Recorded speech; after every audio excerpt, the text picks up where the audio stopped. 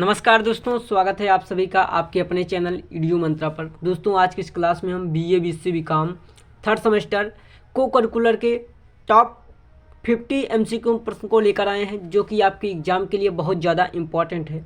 चलिए बिना देर किए हुए शुरुआत करते हैं आज के इस सेशन की। तो चैनल पर नए, चैनल को अभी तक सब्सक्राइब नहीं किया तो चैनल को सब्सक्राइब कर लीजिएगा, और वीडियो पसंद आए तो एक लाइक और प्यारा सा कमेंट जरूर कीजिएगा। चलिए देखते हैं हमारा पहला प्रश्न जो है वो क्या है। पहला प्रश्न हमारा है, मानव मूल्य का क्या महत्व है? समाज में शांति बनाए रखना, आत्म अनुशासन में सहायता करना, सामाजिक और मानसिक स्वास्थ्य को बेहतर बनाना, उपयुक्त सभी। तो देखिए मानव मूल्य का जो महत्व है वो समाज में शांति बनाए रखना, आत्म अनुशासन में सहायता करना, सामाजिक और मानसिक स्वास्थ्य को बेहतर बनाना, तो उपयुक्त सही सभी।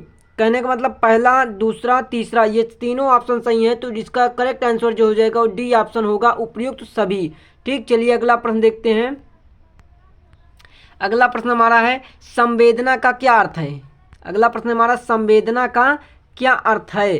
तो देखिए, लोगों की भावनाओं को समझना और सम्मान करना, किसी की गलती पर चुप रहना, केवल अपने विचारों को दूसरों पर थोपना, दूसरों से सहमत न होना। देखिए तो संवेदना का अर्थ जो होता है वो होता है, इसका सही आंसर हो जाएगा ए ऑप्शन, लोगों की भावनाओं को समझना और सम्मान करना। ठीक, चलिए अगला प्रश्न देखते हैं।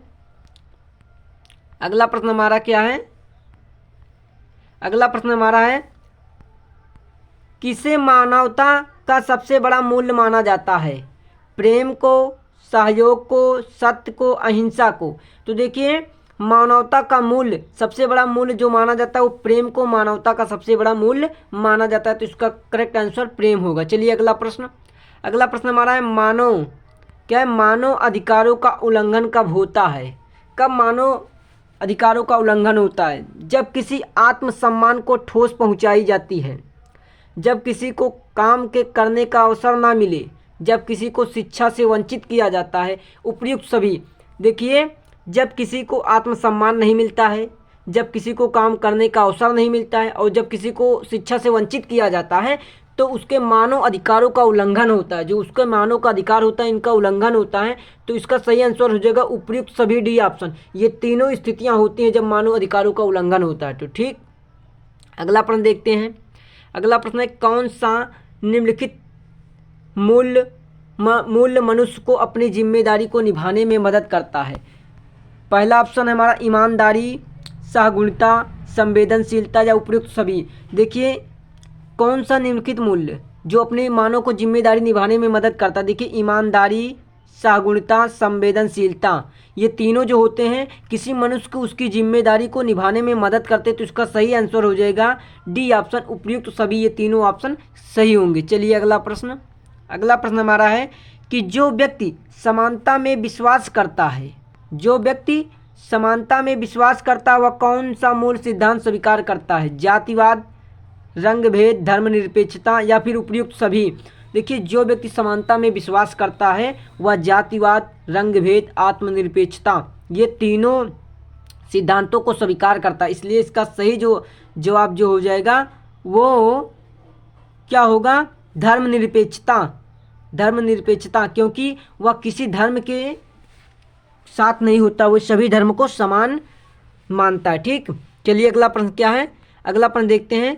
सातवां प्रश्न है, पृथ्वी की सबसे बड़ी पर्यावरणीय समस्या कौन सी है? पृथ्वी की सबसे बड़ी पर्यावरणीय समस्या जलवायु परिवर्तन, वनों की कटाई, प्लास्टिक प्रदूषण या जल प्रदूषण। तो देखिए पृथ्वी की सबसे बड़ी पर्यावरणीय प्रदूषण जो है वो जलवायु परिवर्तन, यही सबसे बड़ा पर्यावरणीय समस्या है। ठीक, पृथ्वी की। चलिए अगला प्रश्न देखते हैं।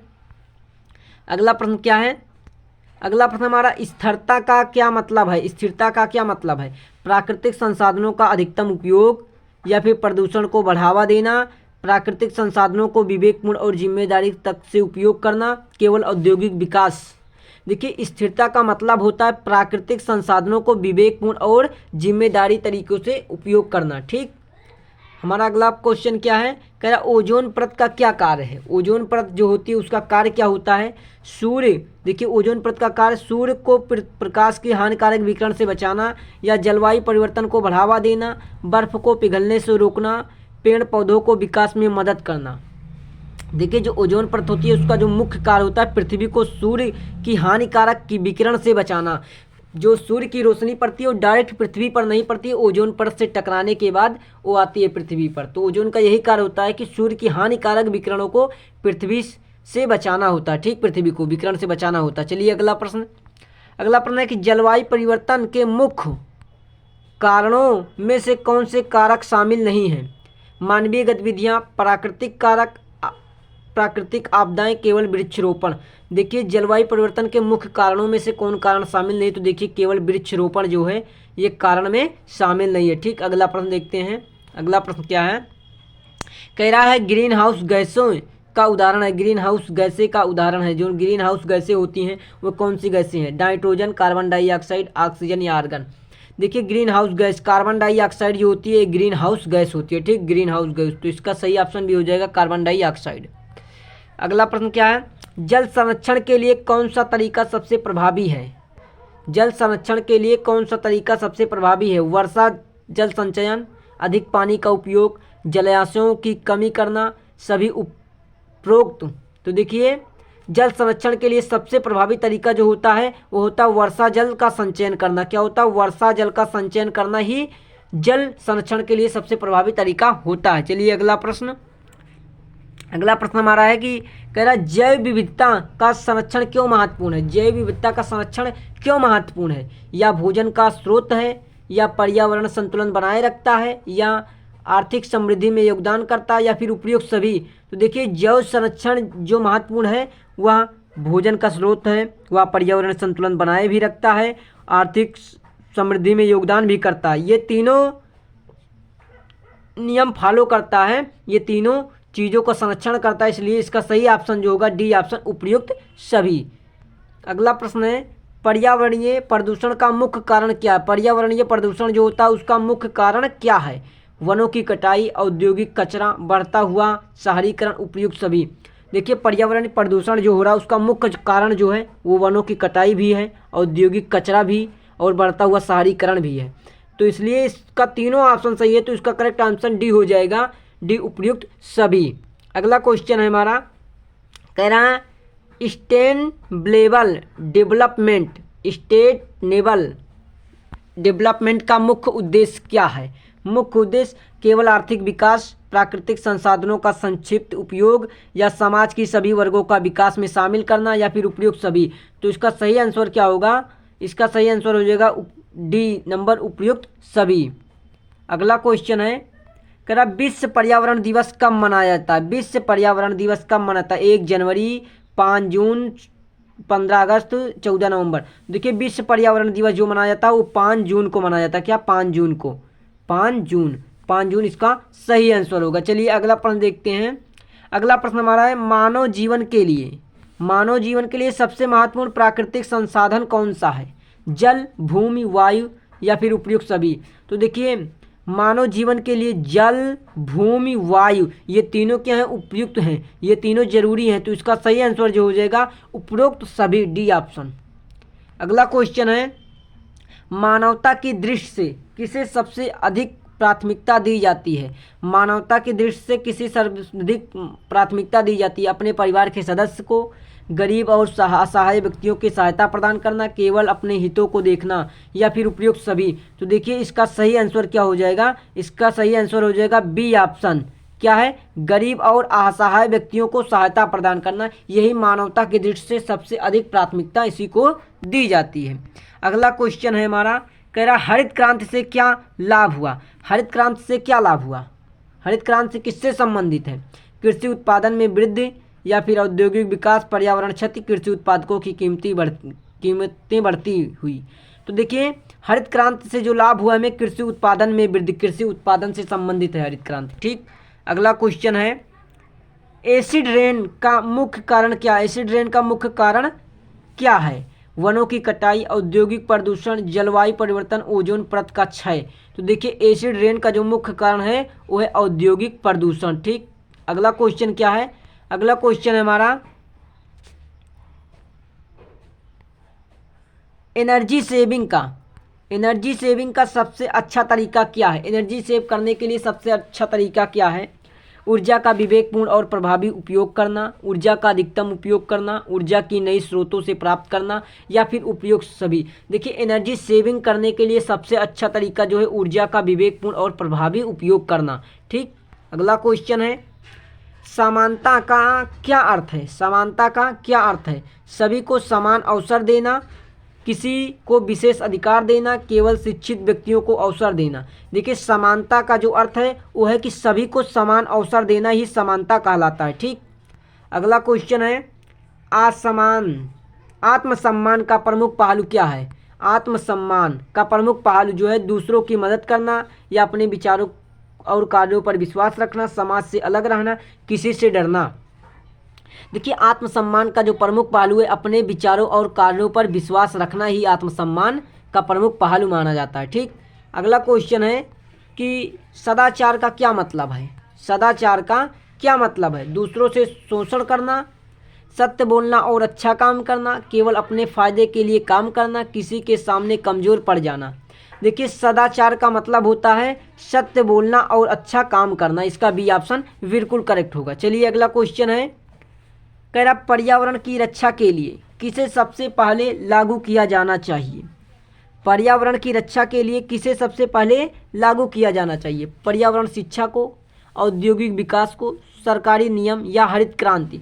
देखिए, पर्यावरण रक्षा के लिए सबसे पहले लागू किया जाना चाहिए पर्यावरण शिक्षा को। पर्यावरण शिक्षा से ही पर्यावरण की रक्षा की जा सकती है। समुदाय में सद्भाव बनाए रखने के लिए किन गुणों का होना आवश्यक है? ईमानदारी, संवेदनशीलता और न्याय, केवल धैर्य, केवल साहस, केवल मेहनत। देखिए, किसी समुदाय में सद्भाव बनाए रखने के लिए ईमानदारी, संवेदनशीलता और न्याय की आवश्यकता होती है या आवश्यक होता है। अगला क्वेश्चन है कि सामाजिक न्याय का मुख्य उद्देश्य क्या है?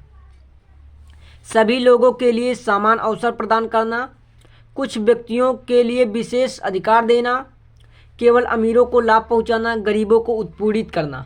देखिए, सामाजिक न्याय का मुख्य उद्देश्य जो होता है सभी लोगों के लिए समान अवसर प्रदान करना ही यही सामाजिक न्याय कहलाता है। तो इसका राइट आंसर ए ऑप्शन हो जाएगा। ठीक, अगला क्वेश्चन क्या है? कह रहा आत्मनिर्भरता। आत्मनिर्भरता का क्या महत्व है? आत्मनिर्भरता का महत्व क्या है? किसी पर निर्भर रहना, अपनी मेहनत और क्षमता पर विश्वास करना, दूसरों से मदद लेना, केवल आर्थिक लाभ कमाना। देखिए, आत्मनिर्भरता का जो मतलब होता है अपनी मेहनत और क्षमता पर विश्वास करना ही आत्मनिर्भरता कहलाता है। इसका राइट आंसर बी ऑप्शन। ठीक, अगला क्वेश्चन है कि समानता का सिद्धांत किस विचारधारा से जुड़ा है? समानता का सिद्धांत किस विचारधारा से जुड़ा है? धर्मनिरपेक्षता, साम्यवाद, समाजवाद, या लोकतंत्र। तो देखिए, जो समानता का सिद्धांत है ये किस विचारधारा से जुड़ा है? तो इसका right option B option D option लोकतंत्र से जुड़ा है। किससे जुड़ा है? लोकतंत्र से। अगला क्वेश्चन है हमारा, दया का क्या अर्थ है? दया का क्या अर्थ है? दया क्या होती है? किसी के साथ अन्याय करना, किसी की मदद करना और उसकी स्थिति को समझना, केवल अपने लिए काम करना, आकेंद्रित रहना, आत्मकेंद्रित रहना। तो देखिए, दया का जो अर्थ होता है वो होता है कि किसी की मदद करना और उसकी स्थिति को समझना ही दया कहलाता है। ठीक, अगला क्वेश्चन है, कह रहा है कि जलवायु परिवर्तन के प्रमुख कारण क्या हैं? जलवायु परिवर्तन के प्रमुख कारण क्या हैं? प्राकृतिक प्रक्रियाएं, मानवजनित गतिविधियां, केवल समुद्र स्तर में वृद्धि, केवल वनों की कटाई। तो इसका सही आंसर हो जाएगा मानव जननित गतिविधियां जो है जलवायु परिवर्तन का प्रमुख कारण ही है। ठीक, अगला क्वेश्चन है कि पारिस्थितिकी तंत्र का मुख्य उद्देश्य क्या है? जैव विविधता का संरक्षण करना, वातावरण में हानिकारक गैसों का उत्सर्जन करना, केवल पौधों की वृद्धि को बढ़ावा देना, पर्यावरण को शुद्ध बनाए रखना। तो देखिए, पारिस्थितिकी क्या है?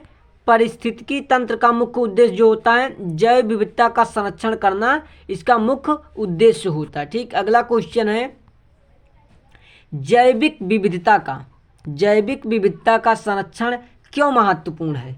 केवल पेड़ पौधों तक सीमित रखना, या मानव जीवन के लिए आवश्यक है, या केवल वैज्ञानिक शोध के लिए, या केवल पशुओं के लिए महत्वपूर्ण है। तो देखिए जैविक विविधता का संरक्षण क्यों महत्वपूर्ण है, क्योंकि यह मानव जीवन के लिए आवश्यक है। ठीक, तो इसका राइट आंसर बी ऑप्शन, यह मानव जीवन के लिए आवश्यक है। अगला क्वेश्चन है, ग्रीन हाउस प्रभाव से क्या आशय है। ग्रीन हाउस प्रभाव से क्या आशय है। ग्रीन हाउस प्रभाव क्या होता है। पृथ्वी के वातावरण में गर्मी का नुकसान होना, वातावरण में हानिकारक गैसों के कारण पृथ्वी का गर्म होना, जंगलों की अंधाधुंध कटाई, नदियों और जलाशयों का सूखना। देखिए ग्रीन हाउस प्रभाव से क्या आशय है, तो इसका राइट आंसर होगा बी ऑप्शन, वातावरण में हानिकारक गैसों के कारण पृथ्वी का गर्म होना। ठीक, यह है ग्रीन हाउस प्रभाव का मुख्य आशय है। अगला क्वेश्चन है कि प्राकृतिक संसाधन का सबसे अच्छा उदाहरण क्या है। प्राकृतिक संसाधन का सबसे अच्छा उदाहरण क्या है। सूरज की रोशनी, जल और हवा, कोयला और गैस, या फिर उपयुक्त सभी। तो देखिए प्राकृतिक संसाधन का जो सबसे अच्छा उदाहरण है वो सूरज की रोशनी भी है, जल और हवा, कोयला और गैस, ये सब क्या है, हमें प्राकृतिक से मिलती है, प्राकृतिक संसाधन है। तो इसका सही ऑप्शन हो जाएगा डी ऑप्शन, उपयुक्त सभी। ठीक, अगला क्वेश्चन जो है वो क्या है। अगला प्रश्न है कि इकोलॉजिकल बैलेंस क्या है। तो इकोलॉजिकल बैलेंस क्या होता है। किसी एक प्रजाति का अधिकतम प्रजनन, सभी जीवों और उनके पर्यावरण के बीच संतुलन, सिर्फ पशुओं का संतुलन, केवल वनस्पति का संतुलन। तो इसका राइट आंसर हो जाएगा कि बी ऑप्शन, सभी जीवों और उनके पर्यावरण के बीच संतुलन बनाए रखना। ठीक, अगला क्वेश्चन हमारा क्या है। अगला क्वेश्चन हमारा, वृक्षारोपण से क्या आशय है। वृक्षारोपण से क्या लाभ है। वृक्षारोपण से क्या लाभ होता है। ऑक्सीजन का उत्पादन होता है, जलवायु में सुधार होता है, भूमि की उपजाऊ क्षमता में वृद्धि होती है, या फिर ये सभी होते हैं। तो देखिए वृक्षारोपण से हमें ऑक्सीजन का उत्पादन होता है, जलवायु में भी सुधार होता है और भूमि की उपजाऊ क्षमता भी बढ़ती है। तो इसका राइट आंसर डी हो जाएगा, डी ऑप्शन, उपयुक्त सभी। ठीक, अगला क्वेश्चन क्या है, ओजोन परत का कार्य क्या है। ओजोन परत का कार्य क्या है। सूर्य की हानिकारक अल्ट्रावायलेट किरणों को पृथ्वी तक पहुंचने से रोकना, पृथ्वी के तापमान को नियंत्रित करना, जलवायु परिवर्तन को रोकना, पृथ्वी की सतह से कार्बन डाइऑक्साइड को अवशोषित करना। तो देखिए ओजोन परत के जो प्रमुख कार्य होता है वो होता है सूर्य की हानिकारक अल्ट्रावायलेट किरणों को पृथ्वी तक पहुँचने से रोकना, ये होता है ओजोन परत का कार्य। ठीक, अगला क्वेश्चन हमारा है कि जल की एकमात्र पुनःपूर्ति विधि क्या है। जल की एकमात्र पुनःपूर्ति विधि क्या है। जल, वर्षा जल संचयन, नदियों का पानी पुनः उपयोग करना, समुद्र से पानी निकालना, या बर्फ का पिघलना। देखिए जल की एकमात्र पुनःपूर्ति विधि जो होती है वर्षा जल संचयन करना, यह है जल एकमात्र पुनःपूर्ति की विधि होती है। ठीक, तो इसका राइट आंसर ए ऑप्शन हो जाएगा। चलिए अगला प्रश्न क्या है, जीवाश्म ईंधन से क्या आशय है। जीवाश्म ईंधन क्या होता है, इससे आशय क्या है। तो देखिए सूर्य की ऊर्जा, या फिर प्राकृतिक गैस, कोयला, पेट्रोलियम, जल शक्ति, या पवन ऊर्जा। देखिए जीवाश्म ईंधन जो होते हैं वे प्राकृतिक गैस, कोयला और पेट्रोलियम, ये जीवाश्म ईंधन कहलाते हैं। ठीक, अगला क्वेश्चन है कि सतत विकास का क्या उद्देश्य है। सतत विकास का क्या उद्देश्य है। सतत विकास क्या होता है। प्राकृतिक संसाधनों का अधिकतम उपयोग, समाज और पर्यावरण का संतुलित विकास, केवल औद्योगिक विकास, केवल आर्थिक समृद्धि। तो देखिए सतत विकास का जो उद्देश्य होता है वो होता है समाज और पर्यावरण को संतुलित विकास करना ही सतत विकास उद्देश्य कहलाता है। ठीक, सतत विकास का उद्देश्य होता है। अगला क्वेश्चन है कि वन्य जीव संरक्षण के लिए कौन सी योजना है। वन्य जीव संरक्षण अधिनियम, या उसके लिए क्या योजना है। पर्यावरण संरक्षण अधिनियम है, प्राणी उद्यान निर्माण है, वन्य जीव संरक्षण अधिनियम है, या उपयुक्त सभी। तो देखिए वन्य जीव संरक्षण के लिए पर्यावरण संरक्षण अधिनियम है, प्राणी उद्यान अधिनियम है, वन्य जीव संरक्षण अधिनियम है। तो ये तीनों अधिनियम हैं, तो इसलिए इसका राइट आंसर जो हो जाएगा डी ऑप्शन, उपयुक्त सभी। अगला क्वेश्चन क्या है, कह रहा पर्यावरण न्याय का क्या मतलब है। पर्यावरण न्याय का क्या मतलब है। केवल अमीरों को पर्यावरण का लाभ मिलना, प्राकृतिक संसाधनों का सभी के लिए समान रूप से वितरण, प्राकृतिक संसाधनों को नष्ट करना, केवल वनों की रक्षा करना।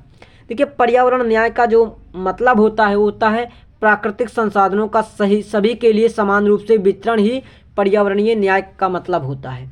अगला क्वेश्चन जो है हमारा 44 नंबर का क्वेश्चन है, जलवायु परिवर्तन के प्रभावों में से कौन सा प्रभाव नहीं है। जलवायु परिवर्तन के प्रभावों में से यह दिए गए ऑप्शनों में से कौन सा प्रभाव नहीं है? समुद्र स्तर में वृद्धि, प्रजातियों का विलुप्त होना, अधिक वर्षा या अधिक ठंड का होना। तो देखिए जलवायु परिवर्तन के प्रभावों में से नहीं है ये अधिक ठंड का होना, ये जलवायु परिवर्तन के प्रभावों में नहीं आता है। अगला क्वेश्चन क्या है? अगला क्वेश्चन है कि कचरा प्रबंधन का सबसे अच्छा तरीका क्या है? कचरा प्रबंधन का सबसे अच्छा तरीका, कचरे को जलाना, कचरे को जमीन में दबाना, कचरे को पुनः उपयोग और पुनर्चक्रण के द्वारा नियंत्रित करना, या फिर कचरे को समुद्र में डालना। देखिए कचरा प्रबंधन को जो सबसे अच्छा तरीका होता है वो कचरे को पुनः उपयोग और उसका पुनर्चक्रण द्वारा नियंत्रण करना ही कचरे का सबसे अच्छा उपयोग होता है। तो दोस्तों ये थे top 45 question BA BSc BCom third semester student के लिए, को करिकुलर के पेपर के लिए, जो कि आपके एग्जाम के लिए बहुत ज़्यादा इंपॉर्टेंट है। दोस्तों वीडियो अच्छी लगी हो तो लाइक कीजिएगा और एक प्यारा सा कमेंट जरूर कीजिएगा। साथ ही साथ चैनल पर नए, चैनल को अभी तक सब्सक्राइब नहीं किया तो चैनल को सब्सक्राइब कर लीजिएगा। मिलेंगे आपको ऐसी क्लास के साथ नेक्स्ट वीडियो में, तब तक के लिए जय हिंद जय भारत।